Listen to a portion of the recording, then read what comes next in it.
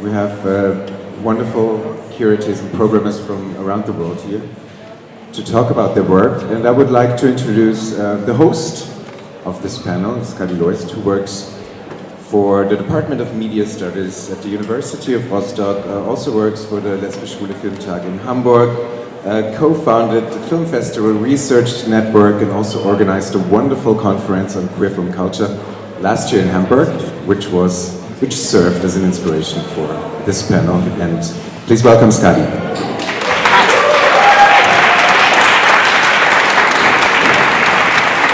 All right.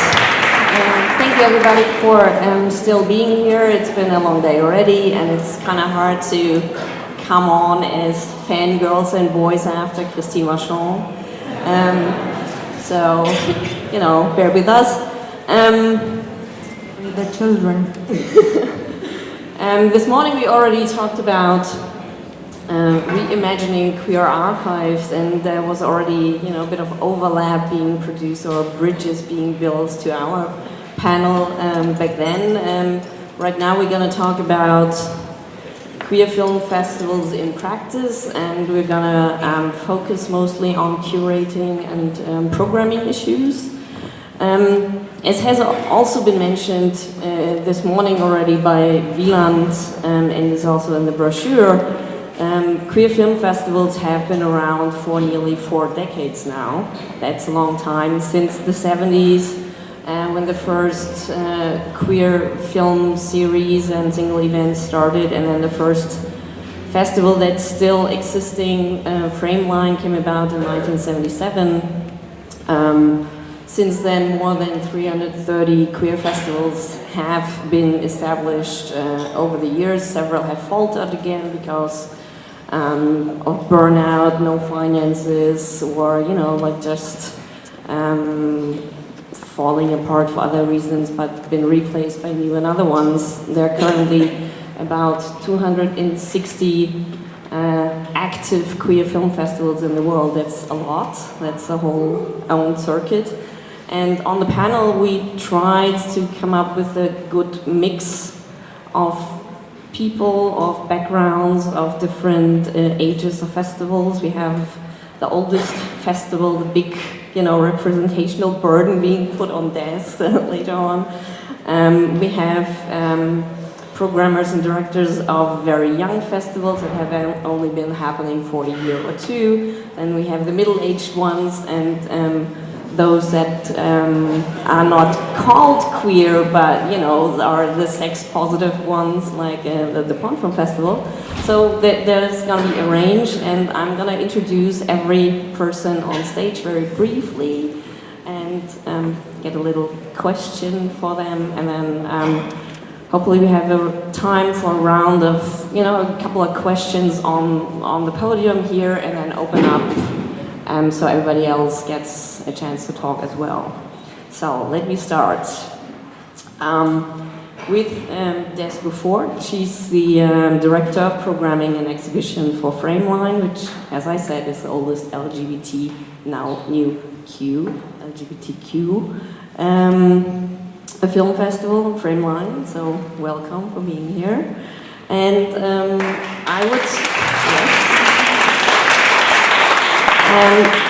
I think it's quite obvious, as the oldest festival, that there is a long history, a lot of changes. It's known for being a very multifaceted but also very vocal community in San Francisco.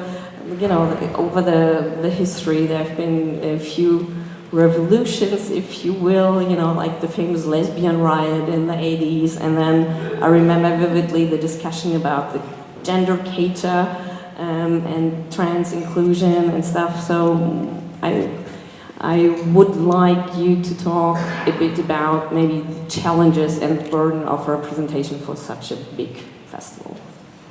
Thanks for having me, Skadi. So, as Skadi mentioned, Frameline's in San Francisco, and we were started in 1977 by a group of gay filmmakers who decided to organize a public screening of their work. They organized an event at a community center and pinned up a bed sheet as the screen, and that was the first festival. Since then, and in the few years after that festival, we also saw a proliferation of other identity-based festivals happening in the San Francisco Bay Area. We had the United States, we had the first Jewish Film Festival, we had the first Latino Film Festival, we also had the first Asian American Film Festival with the United States all start in that same community. They were all artist-driven. So in terms of burden of representation, I mention that because we've always wanted to center the work of the artist since we were started by the artists. In addition to being in what's perceived as kind of a mecca and refuge for LGBTQ people worldwide, it really does lend itself to be a very multifaceted, diverse number of LGBTQ communities that come not only to our festival, but just in terms of our colleagues that are programmers that come from all over the world as well. So in terms of the burden of representation, it's hard because, as we all know, there's no one monolithic queer community or lesbian community. There's so many different intersections, especially when we're looking around race, class, gender expression, privilege. So it's hard because in any given year, there's not always the content that we would like to have to serve all those communities. So we also have the burden of getting creative and centering content. So perhaps if I don't have a particularly strong feature about queer women of color, I might get creative and create a retrospective, create a shorts program. But it's challenging because there's so many vocal opinions and we want to be as inclusionary as possible and also continue to center quality work and dynamic storytelling. Thanks.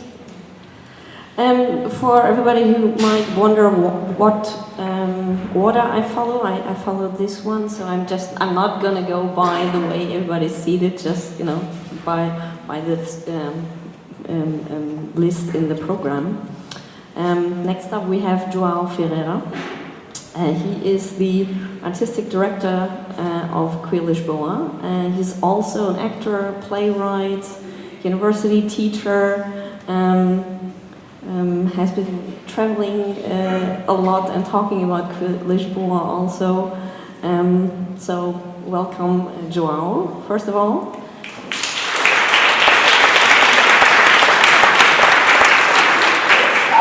What I find very interesting about Queer Lisboa is that you guys always have a very specific programming. It's very art-driven, and I know you guys also put out a book 2 years ago on queer film culture. So it's a constant discussion at your festival what queer cinema actually is. Maybe you can say a few sentences about that.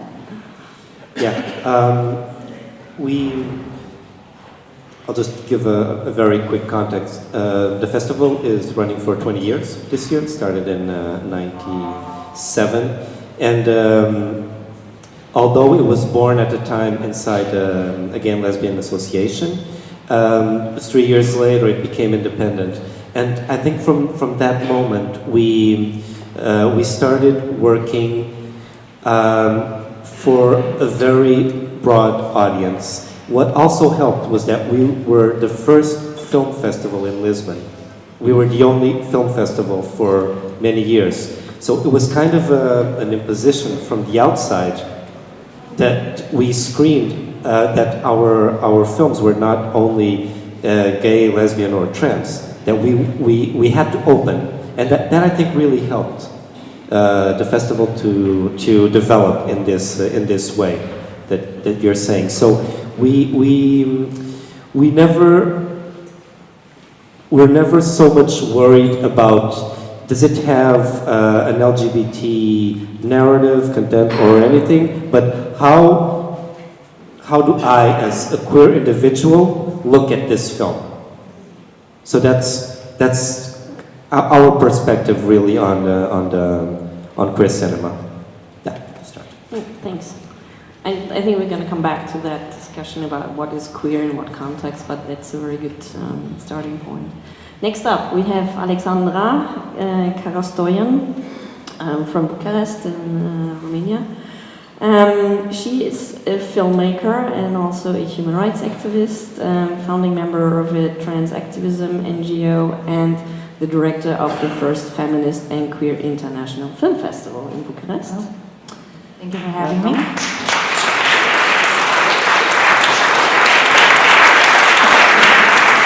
So, as I said earlier, there's a vast number of queer festivals out there. So, you know, one of the questions is why have another one, and why have one that's called feminist and queer? What's the idea behind it? Well, first I need to underline the fact that Romania is a very Orthodox country, so I think that says a lot. So it actually started as a response, let's say, to something that happened in 2012. We wanted to screen The Kids Are All Right at the Peasants Museum, and there were maybe maximum 10 people from the community wanting to watch the film. And the screening was boycotted by around 50 Orthodox and religious and like anti-LGBT group. So that was like the starting point. There wasn't any, even though there is one festival now, Next Film Festivals, which screens LGBT films. Back then, well, 2 years, 3 years ago, there wasn't any. So then I went to Tel Aviv and I saw amazing things happening there, and I said, well, let's do this in Bucharest. We need this. We need people to see themselves. You can't just download films of the internet and watch them. People need to see themselves on the big screen. So yeah, that's basically the reason why we started it. And what's the extra edition of The Feminist? I would say it's more of a personal thing. I started working for a feminist sex education video YouTube vlogging, and it kind of opened the information about the fact that women are underrepresented, that in Romania violence is a really big issue. More than statistics say that more than 60% of Romanians think that violence is unjustified. So, and they would never. I mean, if they would hear a quarrel near, like in the neighborhood, they would never go in and say this is not supposed to happen. Like if a woman is bitten in the street, nobody's gonna intervene, and that's the reason why we also said feminist and queer, yeah. Thank you. Then we have Xiaogong Wei from the Beijing Queer Film Festival. He's the director of the festival now. He's also a trained actor and works for theater, is also an activist, and has worked for several different NGOs related to LGBT issues. He's also the executive director of the Beijing Gender Health Education Institute, and also works with the LGBT webcast Queer Comrades. So very active person. At the same time, I also forgot, Alexandra is also on the Teddy jury this year, just as Xiaogong is. Several people might know a bit about the situation of the Beijing International Queer Film Festival because there also has been a documentary about it a few years back. So there is an awareness of problems with censorship and state and government interference with running that particular film festival, but also other film festivals. Maybe we can talk a bit about the creativity to put on a queer film festival despite those censorship issues and interventions. Hi everyone. If you don't understand what I'm talking about,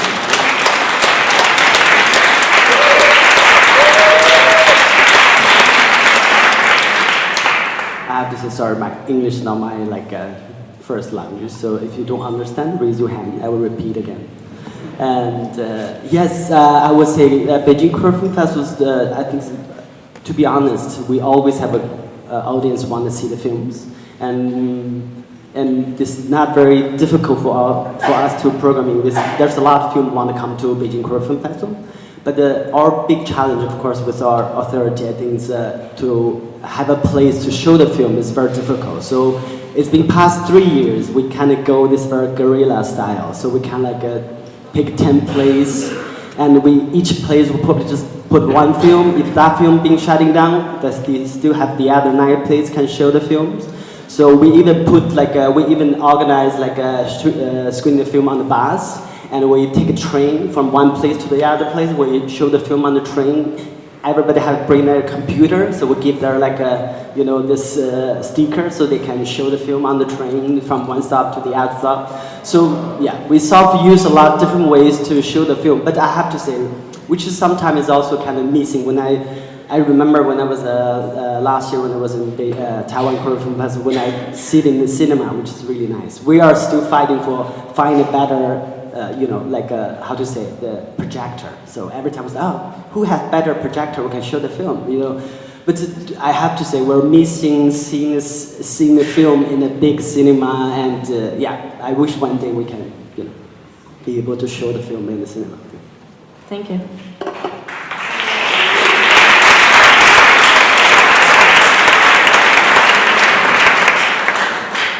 Then we would have had Noshim Kwaya on the panel, who sadly had to be admitted to hospital. She's not doing well, very sad. She's also on the Teddy jury this year.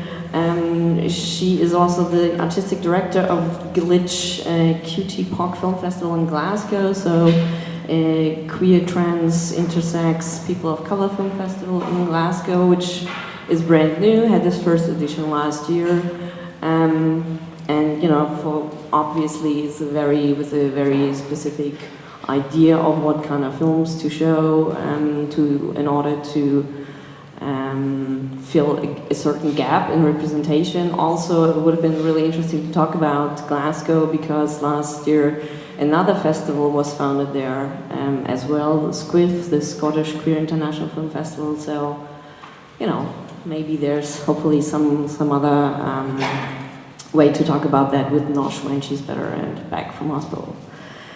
Then we have Sadat Munir, who is the creative director of the binational AKS Film Art and Dialogue Festival, which is basically a transnational or binational film festival for minorities, both hosted in Denmark and Pakistan, and he before that had also been involved with Mix Copenhagen as a programmer. So welcome, Sadat.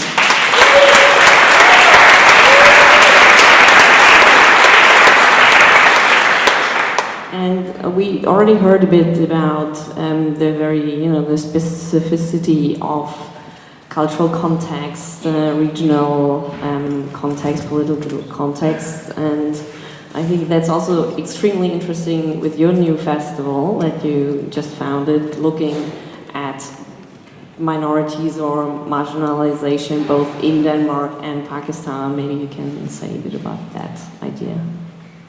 Hello, can you hear me? First of all, I would just like to add in, it's called AX, not AKS. So AX actually means reflection in Urdu language and also in Hindi and many other languages. So the first thing that, well, regarding my festival, I'm still kind of confused if we do exist or not, because we can't, in Pakistan we totally depend on the circumstances. It's a festival where we really have to work carefully through the community and work in a position there where we have to take lots of responsibilities and using the right word and not offending anyone that can cause us trouble. On the other side, in Copenhagen, although I love Mix and it's been doing a lot of good work in regard with LGBTIQ work and film and art, but we just feel that there should be even more focus on LGBTIQ films that can even focus on issues or topics like queer people of color and the global south. So yeah, that's why we started in Copenhagen as well. So we just think that more is less when having the festival. Thanks. And last but not least, on the other side of the panel, we have Jürgen Brüning, who many people know.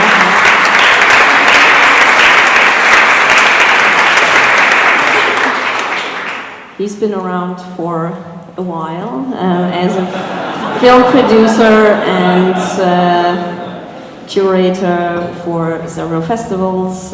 He's the founder of the Porn Film Festival in Berlin.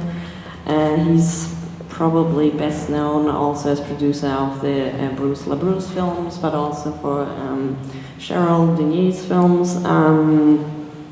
He's also been curating for the Lesbian Gay Film Festival in Berlin in the 90s, but also for Interfilm, the Short Film Festival, documentary film festivals in Leipzig and Neubrandenburg, and also for the Panorama here. So he's been in the business for a long, long time.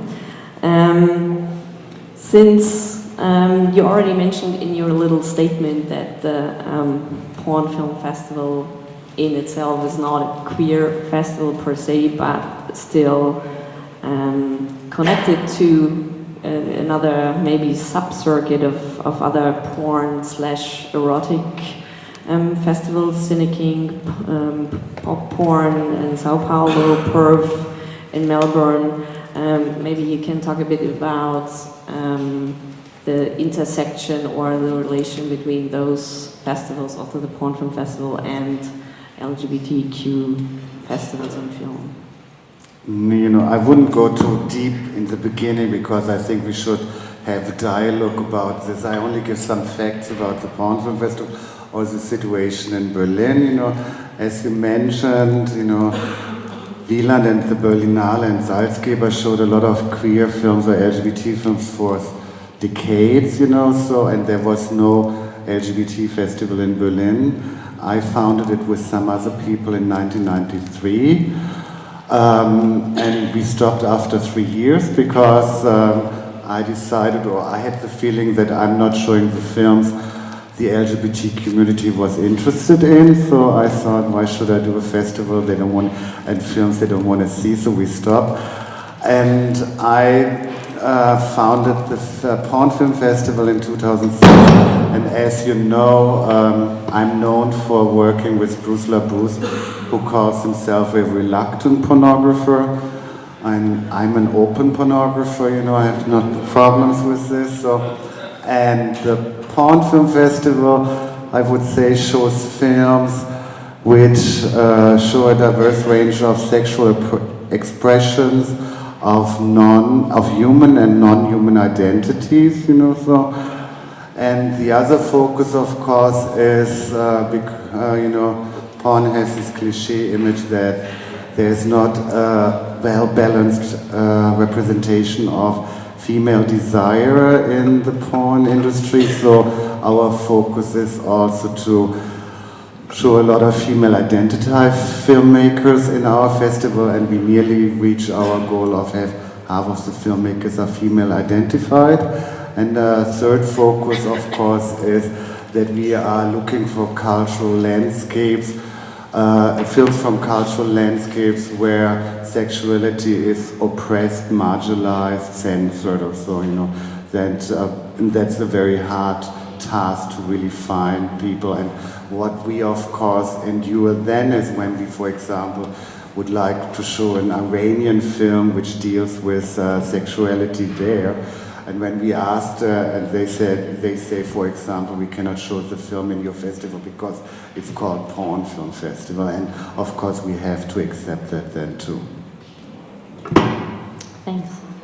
So now that everybody's introduced, we have a bit of background, and we already had a little bit of a start of a conversation over lunch. And one thing that came up for everybody was, well, what is queer film queer festival at all. So if one of you guys wants to jump in and maybe explain for your context, first of all, do you use queer as a term or rather LGBT or something else? And what would that be for you in terms of your festival? I can start. I think the beginning, our film festival called Beijing Homosexual Film Festival. So I think because of the queer, the term in Chinese, when they translate to Chinese, become like it's like a cool. It's not like a queer. The words become like very not queer at all. But the homosexual is really queer because it's really right on your face, and you feel like, oh, if you say homosexual, it's like people are like, wow, you're queer. So this is why in the beginning we try to use the homosexual because that's more like shocking people. But after the first year, because we've been sort of like chasing, so we have to change our name. So we changed to Beijing Queer Film Festival because queer, the government, they doesn't know what that means. So we're just like, they're just like, if you say homosexual, they know what it means. But if you say queer, they don't know what you mean. So we kind of been saved quite a few years because they don't know what the queer means. But now they know what the queer means. But yeah. But we also, I think it's good because after we change queer, actually we more feel like we relate to the queer than homosexuality, homosexual. Because I think our film festival, because most are activists, so we always feel like we have to bring the film first. If we talk about the activism around the world in China, in Asia, and also we like to film as kind of more like a challenge the normativity. So I think that's kind of our film festival. Also like more and more relate to the queer discourse. Yeah. And I think we have the same thing. I mean.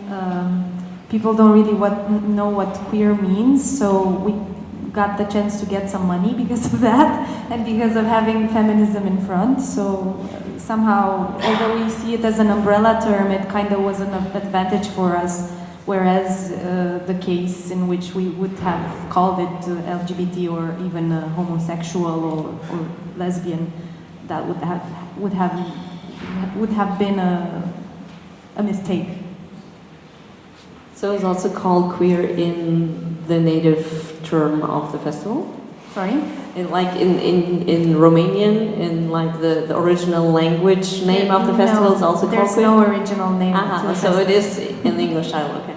Queer, weird, they would translate it like that. Speaking for Frameline, it's been interesting over the years that the name of the festival has changed. So when it first started, it was again started by gay men, so the name of the festival was gay.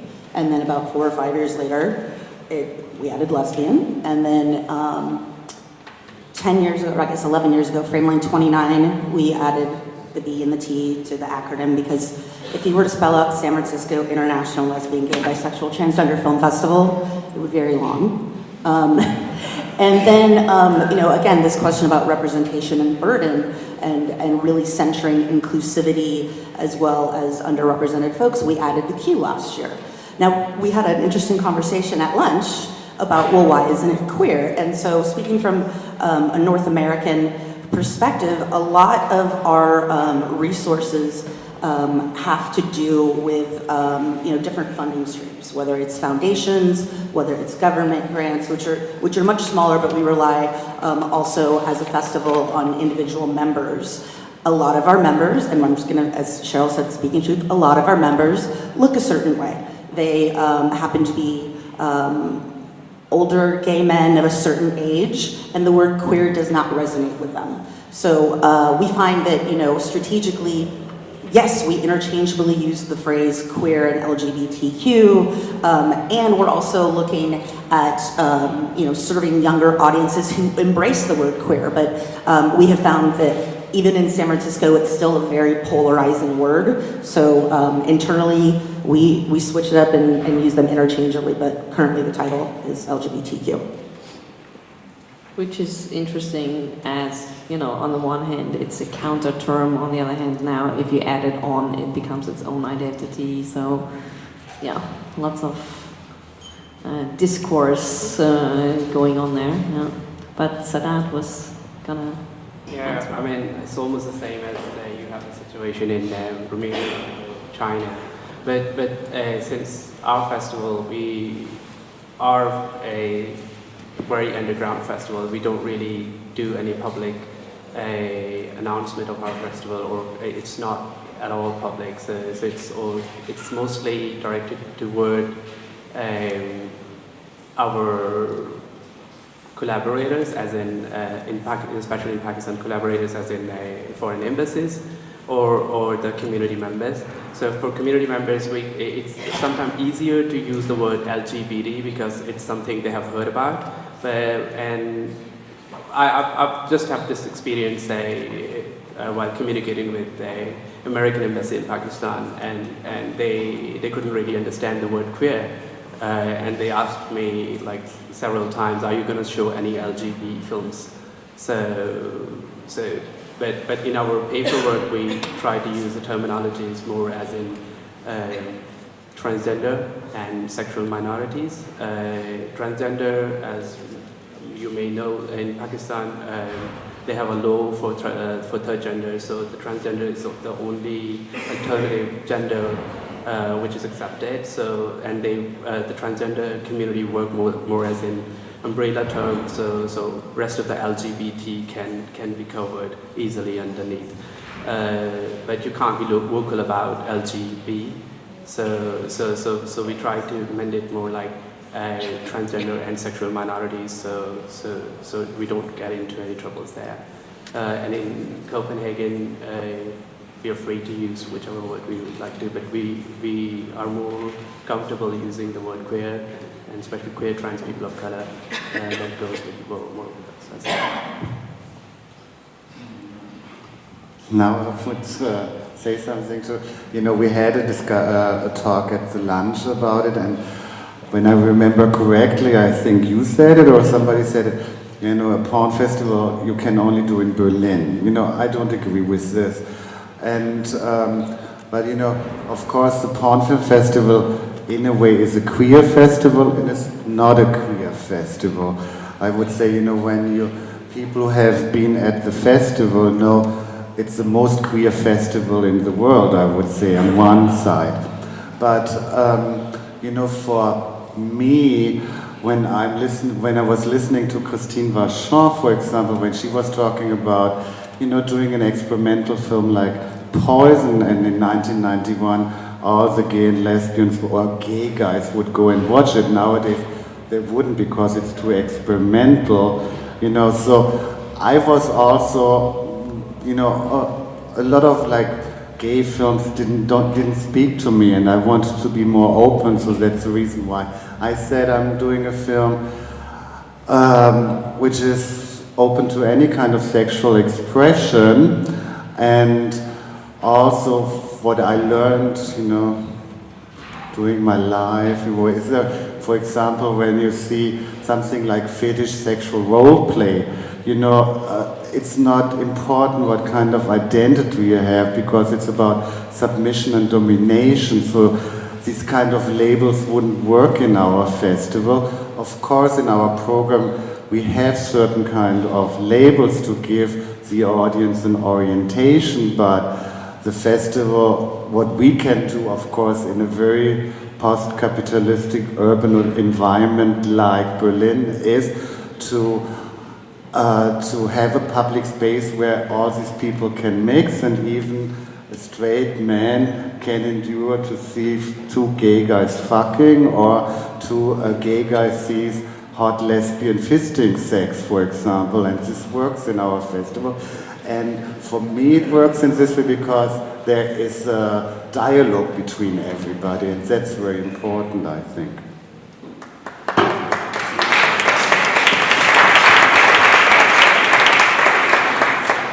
Yeah, also what I was saying about this idea that for me it's more important the way you look at a film than what it's exactly about. I find it really narrowing as a film programmer, this idea that I'm programming for a certain community or for certain communities, because I don't want specific people, just because of their sexuality, to watch just these films. And also these films shouldn't be just shown to these specific people. I mean, it's also, it's very narrowing creatively as a programmer to do that, and I don't think it's interesting to build a festival on this concept. It's much more interesting that you find other realities also beside your own, and that you build your identity, and you get to know the world through everything that's going around, and you're not closed inside these concepts, which are, and also, I mean, in many of the films, they're always repeating the same stereotypes. This is not good. So it's really challenging to suddenly find a film that has no gay, lesbian, trans narrative in it, but that the audience is overwhelmed by it. And it's on a queer festival, and it's probably the first time it's been in a queer festival, and people are surprised to see it, and they like seeing it there. I think that's a really good challenge, and I think that's the way the festivals should go. And so for me, that's the problem with the LGBTQT categorization. At this point, I really don't think it's useful for anyone. It's I want the G to go and watch the L films, and I want the T to go and watch the G films. And sometimes if people are confused and they don't know exactly what it's about, better. So be surprised by something you find in the film program. Well, if we specifically follow up on that, right? If we follow up on what you just said, it's the typical dualism that's coming out when you talk about LGBT/Q film festivals. Is it about activism and community building, or is it about cinephilia, right? And then, or how do you mix that? How do you where is the way that you navigate, like, depending probably on the context that you were in, like and that would be my general question, maybe for another round before we then open up, is who are you programming for and why? So the very basic questions, right? Like, who's your audience and what do you want to achieve with putting out a certain kind of film that then addresses a certain kind of audience? So audiences and mission, maybe just. Can I just add something? I think, in a different country, I think you have a different situation. I think that for me, adult identity, like queer identity, or gay or straight, for me, it's more like a political identity. It's not like a sexuality identity. So I think sometimes also film festival, also in certain country, in a different situation, they also have this identity. So I feel like they have this, to be queer, to be LGBT, and also have to stand out like this identity, calling people there's something different from the main society. So I think that, it's because sometimes I do feel like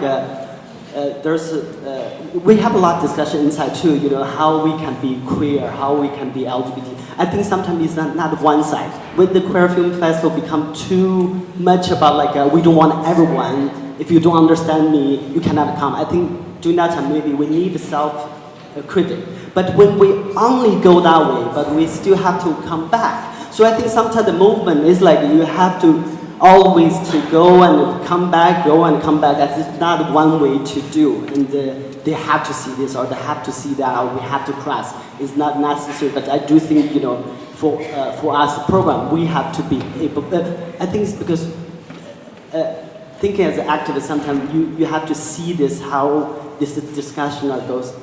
Because I think Beijing, sometimes I do feel like, for example, especially the gay man movement sometimes can be very mainstream. People are very like to go to middle class, they dress nice, go to bar, and even sometimes they don't really care about the movement because they get everything. They need it, so they do. Actually, sometimes the queer film fest we can see most of the people come are actually our film fest is more like a female. Only this very you know, if you put like a very mainstream film, of course, there's a lot to, like a gay man will come. But generally, we have a lot of queer films. Actually, sometimes, you know, they don't like to come. They always complain, oh, this film just like, oh, why? What you try to talk about?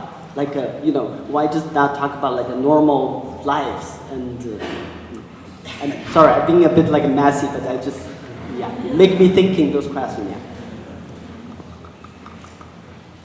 Thank you for bringing, I think, context in terms of location and how, you know, yes, we're all centering art, but at the same time, it's very different for each of us. So I'd like to think as a film curator, you know, I'm a conduit in connecting the art and the artist with the audience. And in that, yeah, the first festival for Frameline was very much an act of revolution in terms of folks desiring to see their experiences, reflections of themselves centered on the screen. And I think that's why so many identity-based festivals exist, because we go back to what Christine was saying, just even about mainstream Hollywood films, and it's just like, what about the guy? What about, and let's take that a step further, what about the straight white guy? And where does that leave everyone else that's not whoever is, I don't even remember who played Julianne Moore's husband in that movie. I don't care, I just, actually. But I think in terms of Frameline, you know, we're also acutely aware that the queer film art we curate has a very powerful ripple effect. It sparks dialogues, it deepens existing conversations, it also introduces emerging artists to the world. So in terms of who our audience is, I think at the festival, it's definitely much folks that live in the San Francisco Bay Area, as well as, you know, I'm aware of how many folks come to our festivals to scout for content. So I feel like there's a balance there in terms of both programming for our local audience and wanting to make sure that we're setting up each film successfully, as well as wanting to provoke them, wanting to ruffle their feathers, wanting to have them think outside of their own lived experience and make sure that that mixing of experiences. So people often ask me, oh, what should I see at the festival? I usually ask them, well, what do you like? And I give them recommendations on that sense. And then I completely challenge them to go see 2 or 3 films about parts of our communities that they know nothing about. Things that they were like, I don't know that I would like that. Great, you should really go see that. So I think it's a balance. And I think through the art that we're exhibiting, that's where the activism comes in at this point for where we're at in our organization's life cycle. No, I think I'm in a very privileged position because, you know, me as a curator, you know, I have nearly 40 years experience as a curator. And I have curated also in non-queer context festivals, like, for example, the Leipzig Documentary Festival, where I started in 1991, just after the fall of the wall.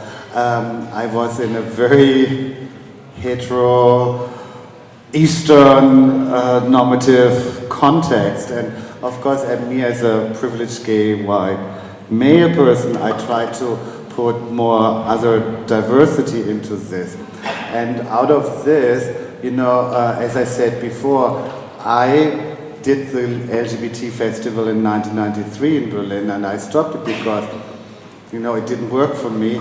And the Porn Film Festival is like my curatorial child, and I'm a very egoistic person, so I program what I like, and I give a shit what the audience thinks. So, and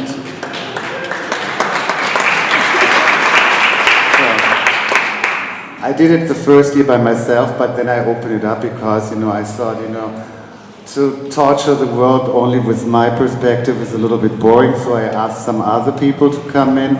So now we are a collective of 5 people, male and female, lesbian and straight or so, and we have long fights, and we still have the thing that, you know, everybody of us in the collective can program when he or she thinks that the film is important to them, to put it in the program, you know.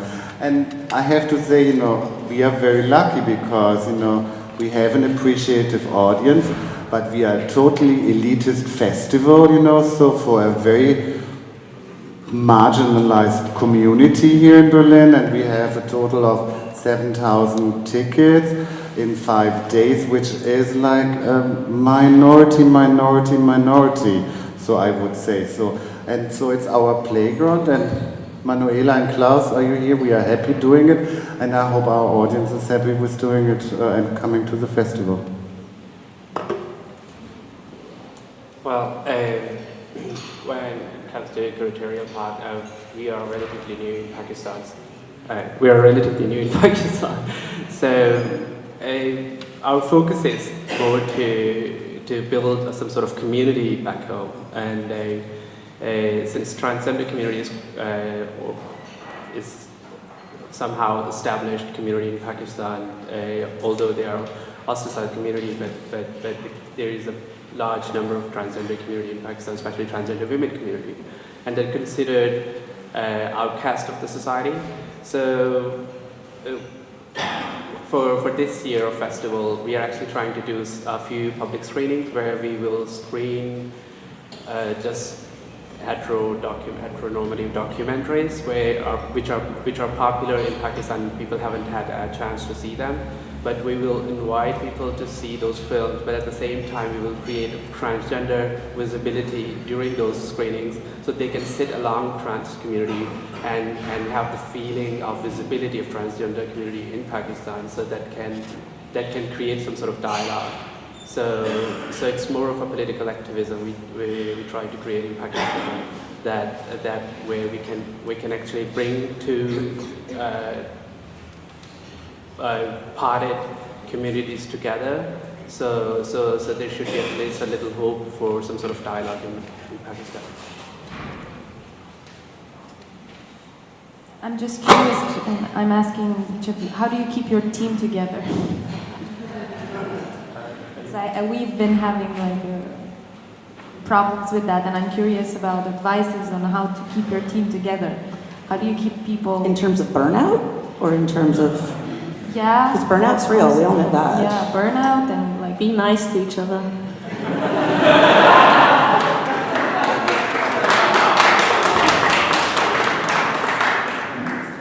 I definitely think acknowledging everybody's contributions. We're very blessed in that we have, a year-round team, and then we have a seasonal team. And at the end of the day, everybody's opinion is important, everybody's contributions are important, and whoever, everybody's working in my experience on my team, everybody's working as hard as they can to put on the big show, to create this transformative space for people to come and take in the art. And so I think sometimes, even if we're stressed, if we've had a very difficult phone call with a distributor or a filmmaker, or the print is somewhere that we don't know where it is, just acknowledge everyone's contributions, especially, the volunteers, the people that aren't getting paid or aren't getting paid enough, or, doing this in addition to a thesis and raising children, or, leading an NGO. But I think, acknowledging everyone's contributions and really, at the end of the day, knowing that people are doing the best they can. Thanks.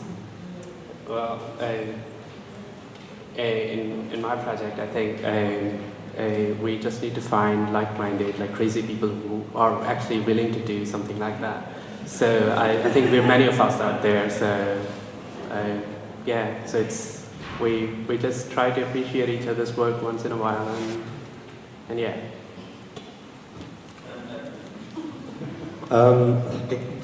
The reality is different for all of us. I mean, we're a state-funded festival, so we have a team that works all year long, has contract, and there's also people working seasonally, just for 6 months, and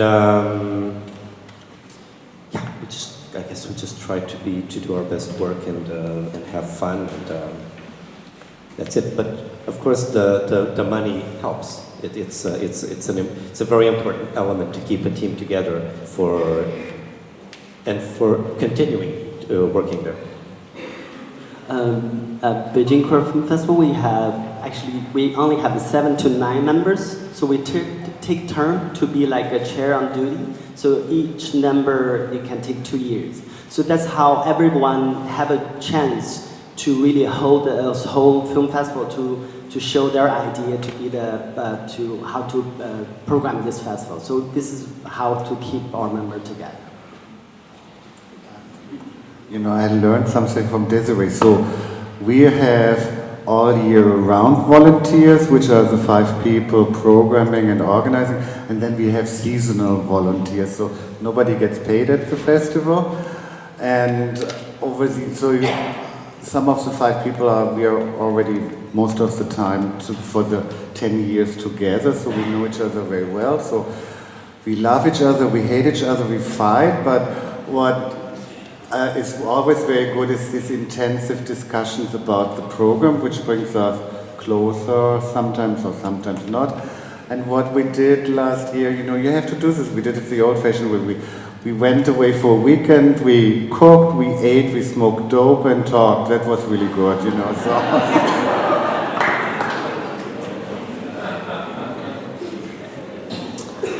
All right. I would have certain questions if there aren't any from the audience, but looking at the time, there are probably people who want to ask questions or make comments, so... I was just wondering how other festivals work, because Joao said that money is very important to keep a team together. And I was wondering about other festivals, how does it work? Do people get paid, or how is it, with volunteer work, or, yeah. Thanks. Maybe I can just quickly tell my experience. I've been working in the festival for 14 years, and I've been through all the stages, doing it with €0 on the account to having to being state funded regularly for the past 8-9 years at least, regularly, as we've been before. My answer would be you can do it with or without money. It's just better to do it with money. Of course, it changes. It changes the way you program. It changes how many people you can have on the team and the work relationships. It's all different. But yeah, we always manage to keep going on, to keep our identity as a festival for 20 years, always happening in the same months every year, with money and without money. So it's always possible. And thankfully you always have a lot of generous people who want to contribute and who help out when you need it. So yeah. I started in this wonderful world of queer film festivals as an intern at Outfest as part of my undergraduate work. And then I volunteered for them as a pre-screener. And then I moved to the Bay Area and jumped on the festival circuit doing print traffic and programming at about 5 Bay Area film festivals. And then was, given the opportunity to join a very talented team of year-round staff at Frameline. So in addition to the festival, we also distribute queer film and we help fund queer film. So our year-round team is about 9 people, and seasonally we bring on about 20 part-time seasonal contracts. But I will also say we have 500 volunteers to help produce a festival that brings in... Yeah, and so then I think it's important to talk about budget. So our overall budget, and again, I acknowledge I'm coming from a capitalist country that's slightly different and from a place of privilege, I think, in resources compared to some of our other colleagues. So our operating budget, including in-kind, is $1.5 million, which compared to the General Interest Festival in San Francisco, their operating budget, I believe, is 2 to 3 times as large as ours. So. What is your budget? Our budget varies a little bit through the years, but it's always around 140,000 euros. In Portugal? So our budget is 30,000 euros, and we have 100 visiting filmmakers to accommodate, with our small budget. Well done, sir. Okay. Talking about ours, actually $2 billion now. Well, we are completely dependent on donations. We are going to have our festival in April. We have been lucky enough to win a donation from Holland, which will support our festival. That's like 7,500 euros. But the money, all our events are for free of cost, so they are for the community. And we provide transportation, we provide food, we provide local artists to showcase their art. So whatever money we get, we try to spend the whole money on community for the community building sake.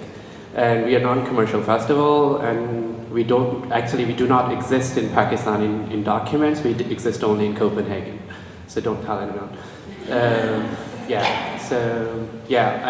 we have been even more luckier that we have got support from Hamburg, curating. That's an event in Hamburg. They have also donated some money to us. So we are still looking for funds, looking for donations, and we are free of cost.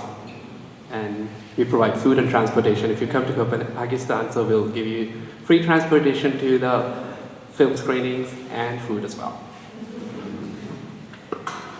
Maybe I can add the numbers about the Hamburg Film Festival, because I've been on the board for many years and I've written a dissertation about queer film festivals, so I know the numbers very well. And it's also an interesting festival because it's pretty big. It's 6 days, has 15,000 people in audiences, and has a budget of almost 250,000 now, so 250,000. Interestingly though, mostly still volunteer collective work. There are only 2 people who have part-time jobs, so not a professional hierarchical structure at all, which is deliberately so. Like as a political act, there is the urge to keep it collective.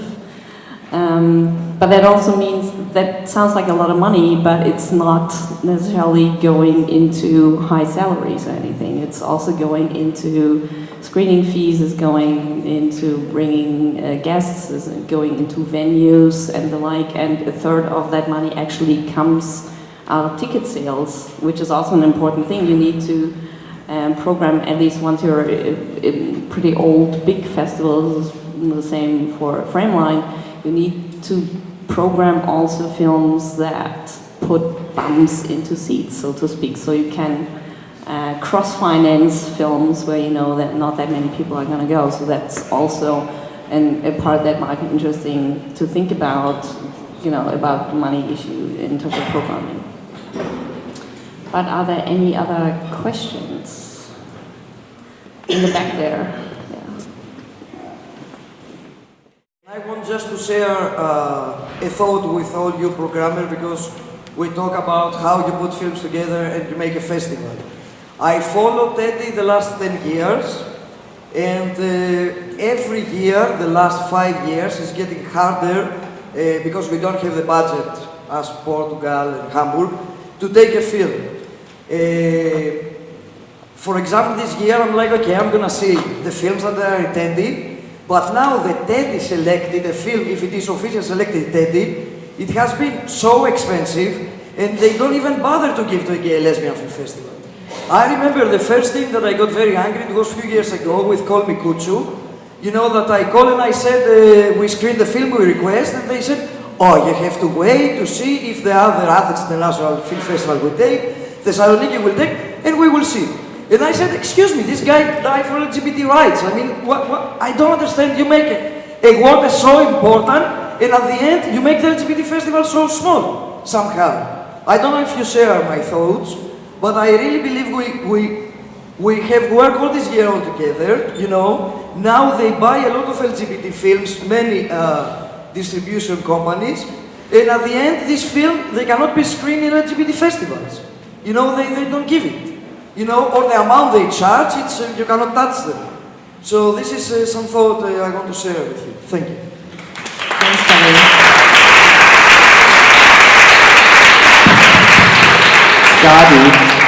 Skadi, can I say something to this? You know, Maria, I do understand you, but you know, we had also talked about this at the lunch, you know, about is it necessary that, for example, you know, LGBT festivals need premieres or so, you know. Like a film like Call Me Cucho, you know, you have to face the reality, okay.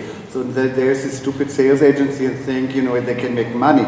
But it doesn't matter if you show the film 5 years later, it's still an important film 5 years later, so you can show it 5 years later in essence and pay €100 instead of €500 for a premiere. So I don't know what, you know, I wouldn't get upset about this. This is how the world works. Everybody wants to make money, especially in film or so, you know. So make your program which you think is appropriate for your cultural landscape in essence or in India or in Pakistan, you know. Thank you. Can I reply to that?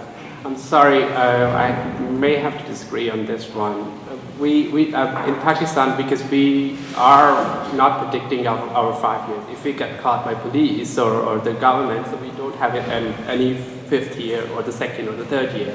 So whatever amount of time we have, however we can survive in that region, we want to bring the right films and also being curators. I think sometimes it's important for us to spread the message which we feel for, which is closer to our hearts. It's not a matter of premieres of the film, it's actually a matter of how do you curate those films and what message are you trying to spread out there.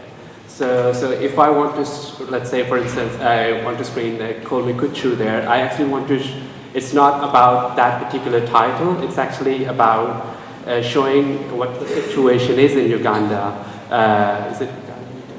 What the situation is in Uganda about LGBTIQ people and how can it be related to be screened in Pakistan or in Copenhagen. So I don't know if it is translated as in premieres.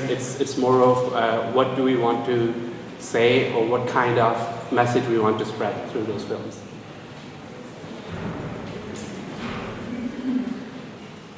More questions? I am from Turkey. We are organizing queer film festival since 5 years. I want to ask that how you position yourself, your festivals in cultural industry, because yes, if you show the film as an activist, you have to position yourself in a cultural industry about labor rights and other rights as well. But if you are queer film, how do you identify yourself and how do you position your festival in cultural industry? My question is this. Can I? Okay, I can speak from my festival point of view. I see Pakistan as a country where those kind of topics cannot be accommodated in any kind of platform. So through films, art and dialogue, so at least we are trying to create some sort of political movement which can maybe later on be a foundation of something that we actually don't hope or don't see it can be happening, like Pakistan getting LGBT rights because of the country is driven by the Islamic laws.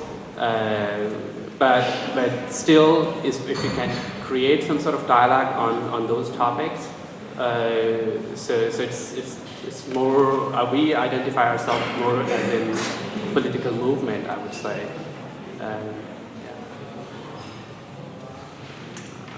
Does anyone else want to? We kind of don't want to be very political, but we're being pushed to very political right.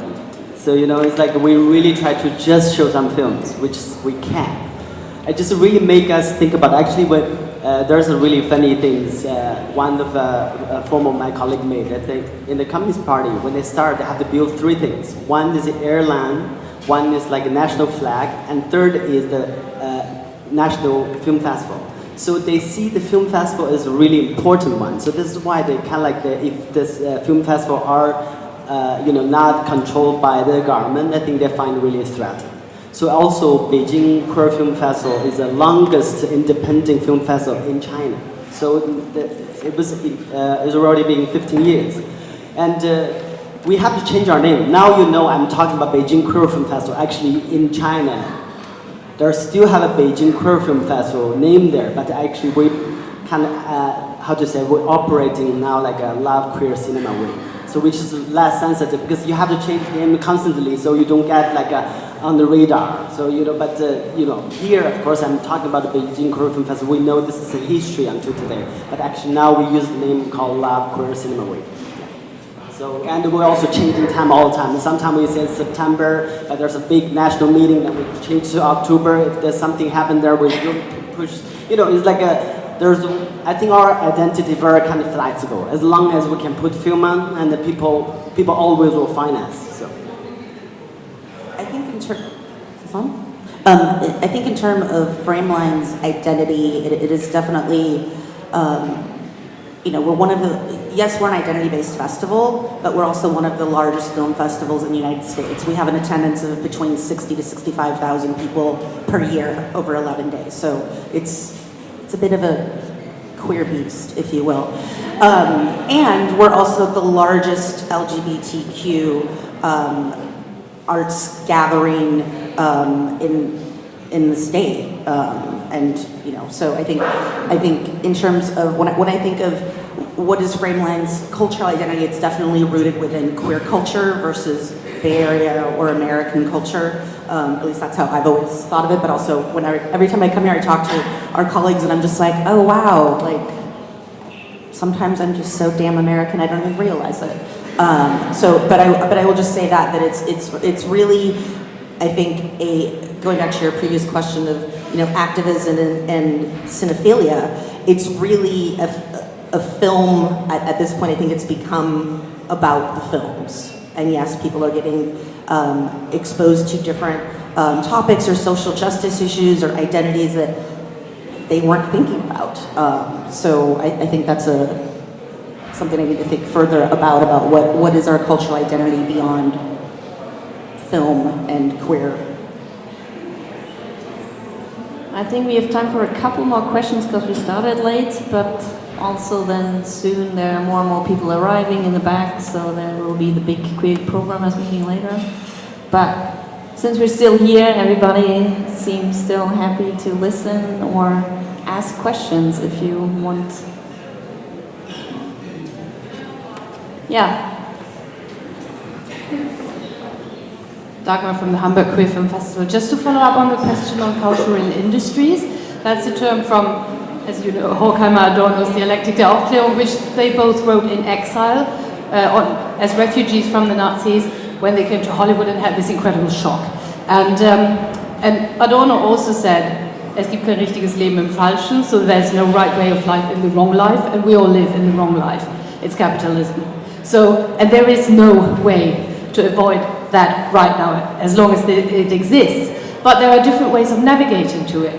And I don't think that you could actually have this kind of equation of, oh, DIY festivals are sort of the best, they have the best heart, and commercial or like festivals which have a big budget are like evil, because they're not. Because, for instance, the Hamburg Film Festival, it might sound like they have a big budget, but I mean, as we also heard, nobody earns money, and I mean, everybody works there for free. Most of the people in the team, I'm not on the team, I'm just a programmer, but the 10 people on the team, and some of them there, work all year round, working their ass off to create this program, and then they don't take any money because they want to be able to pay screening fees to the filmmakers, and to have guests coming in, to allow people from other countries to be part of the festival and to have this exchange going on.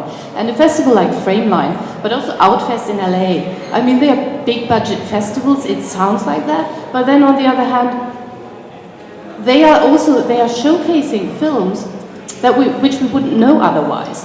So they are actually, filmmaking is a very expensive profession, so you have like distributors and so on, so you need these big festivals in order to be able to screen the films later on smaller festivals. So it's not like there is this kind of competition of good and bad and so on, and evilness. We all live in this shitty system, and it's rather like we've been able to reach out to each other and acknowledging the contribution that each festival does and acknowledging the diversity and variety.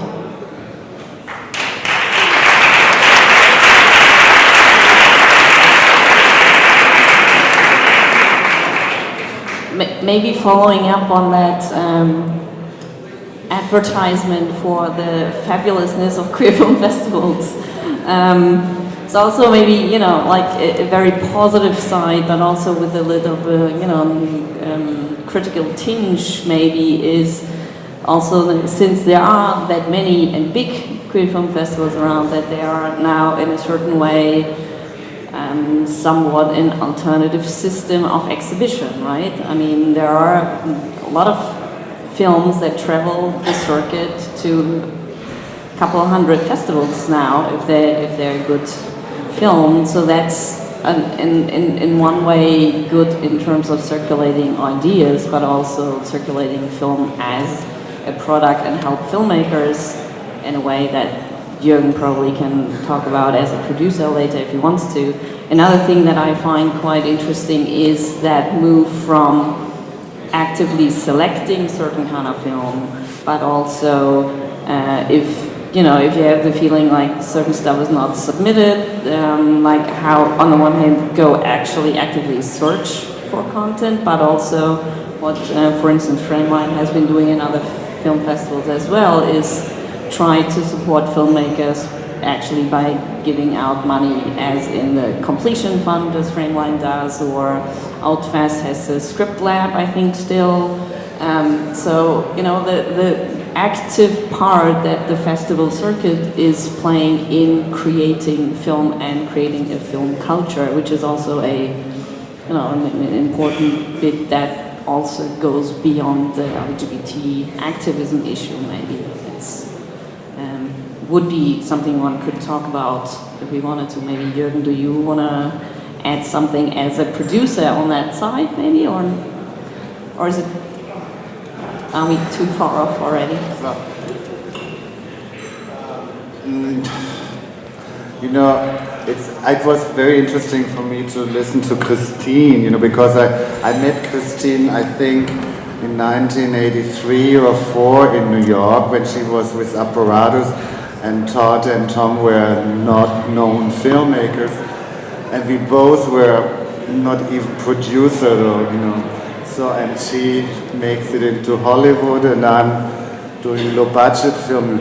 But as an example, you know, for a producer, of course, it's important to make a little bit of money with the film, and I can tell you, but times have changed. Like in 1996, 1995, I did Hustler White with Bruce.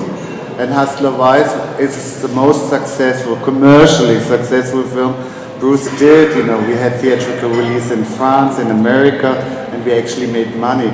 But when I'm putting out a film now, or even Bruce is doing a bigger film, John Tophelia, there are not so many people watching his films anymore, you know.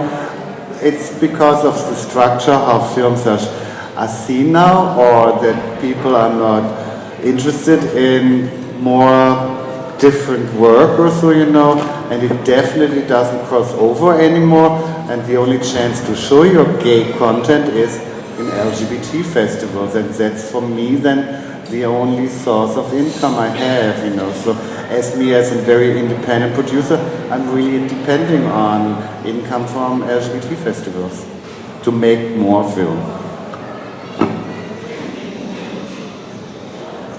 So, thank you for sharing that, because I think it brings up the question, as well as Dagmar's comments about, you know, the system. And at the end of the day, we're all in a film ecosphere. The filmmakers, and everybody needs more money. Everybody needs more money. And it's true. At the end of the day, the filmmakers should ideally getting paid for their work. Everybody in this room should be getting ideally paid for their work as well. And at the end of the day, sometimes there are these just, you know, tough resources of like, okay, I would love to have the artist here. I don't have the budget to do that. So it's amazing that you can bring in 100 filmmakers for your festival. But I think it's also working creatively, working strategically, building those alliances. I know many people often email me like, oh, this distributor isn't responding. Who do you know there? And I think, you know, seeing the abundance of festivals and seeing how we can all be allies and colleagues together and working together versus, you know, and I think it's tricky in certain markets. There's several festivals. We were trying to figure out how many were in Berlin and San Francisco, and I really feel like there's 4 film festivals a weekend in San Francisco. At the end of the day, we all can help build those bridges, make those introductions. If there's an amazing new short and I hear that someone is adapting that into a feature, I want to tell kind of everybody I know about it. That way they can help raise those funds. But I think it's challenging when the larger system is set up to, you know, pay our artists as well as they should be paid, but at the same time, we need to ensure that our festivals are sustainable. Nobody wants to be going into debt or losing money in doing this because we want to have the next edition happen. Well, now that we're at the bottom line and down to reality, maybe that's the perfect way to close and lead over to the practice industry section of the Queer Programmers meeting after this. I thank everybody on the panel for being here. Thanks to the audience for holding out this long and participating. And yeah, thank you.